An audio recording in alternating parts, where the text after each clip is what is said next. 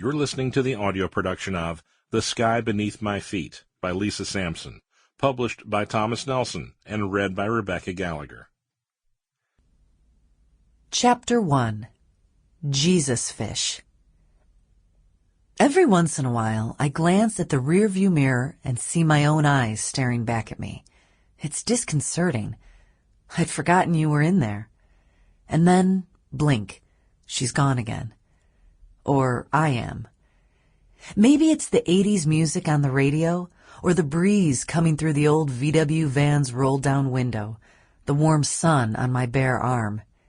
Maybe it's idling on the curb out in front of the high school, waiting as the kids tramp past in 2s and 3s, their backpacks slung over their shoulders.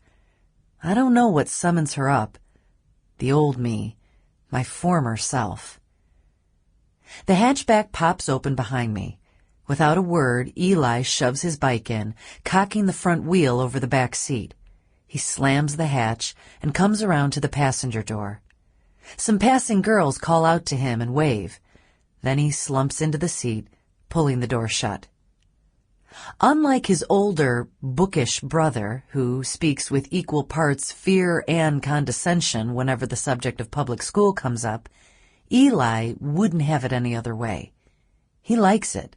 He's even popular. "So, what's wrong with your bike?" I ask. Eli doesn't answer, doesn't even acknowledge my presence. He just reaches for the radio and changes the channel. "How can you listen to that stuff?" "Hey, you don't know what you're talking about. My music's cool again." "Whatever." He flicks his hand in the air, beckoning me to drive. "What's that?" I ask. "Let's go." "What was that thing with your hand?" "What, this?" He does it again with an impish smile. "That's called a gesture. I'll show you another gesture if you keep it up. I'm your mom, not your taxi driver. So what's wrong with your bike anyway?" "Don't let the people at church catch you making rude hand gestures," he says. "Or the people on the road, now that we have the Jesus fish on the bumper." "I told you the fish was ironic." "Sure it is." He glances over his shoulder. "I bent the back wheel again." "Again? You weren't doing tricks, were you?" "Tricks?" He smiles at the word. "Yeah, I was doing tricks." "Is that not what they're called? I can't keep up with the lingo." "Don't try," he says. "I don't want to have the cool mom."